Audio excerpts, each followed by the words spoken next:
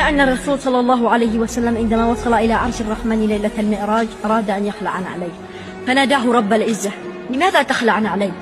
فقال الرسول الكريم: إلهي خشيت عاقبة الطرد ومرارة الرد، وأن يقال لي كما قيل لأخي موسى. فناداه رب العزة: يا محمد، إن كان موسى أراد فأنت المراد، وإن كان موسى أحب فأنت المحبوب، وإن كان موسى طلب فأنت المطلوب، فاطلب ما تحب فإني سميع مجيب.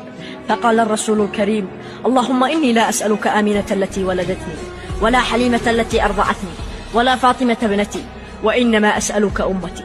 فقال له رب العزة سبحانه: يا نبي الرحمة، ما أشفقك على هذه الأمة؟ أمتك خلق ضعيف، وأنا رب لطيف، وأنت نبي شريف، ولا يضيع الضعيف بين اللطيف والشريف. فوعزتي وجلالي لأقسمن القيامة بيني وبينك شطرين، أنت تقول أمتي أمتي، وأنا أقول رحمتي.